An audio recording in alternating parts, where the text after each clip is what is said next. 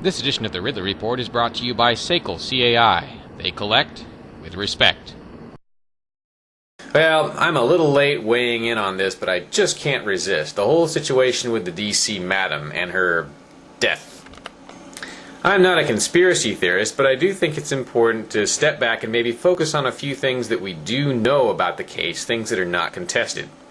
And also, I think it's important to ask some questions. First question I would have is, if she wanted to commit suicide in a way that made it look like maybe it was suspicious or something, would she have done it in a relative's shed?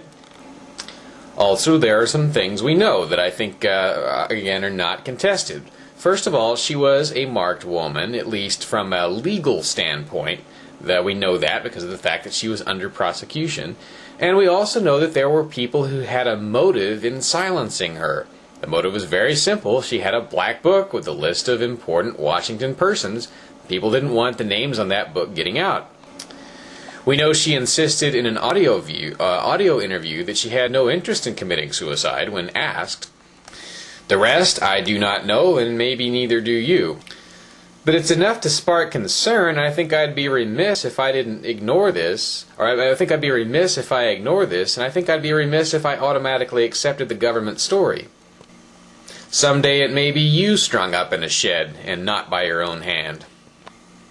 And there's one last thing we know that I guess I should have brought up, and that is the investigation into her death will be done by a government entity no matter what.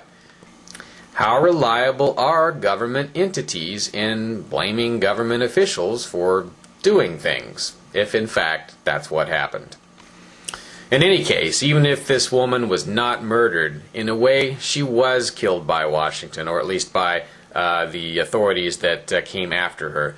Because it is not, you are not committing an act of aggression when you engage in prostitution, even if that's what she was doing, even if she was really a madam. Who did she harm against their will? That's what I want to know. What was it that made her worth prosecuting, made her worth throwing in jail, and made her worth either killing or driving to such despair that she killed herself? Those are my questions.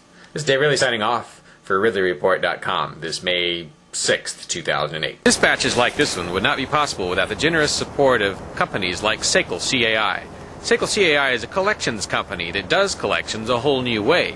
They know that not only do you want your money back, you want to keep your customers. Secession, CAI. They collect with respect.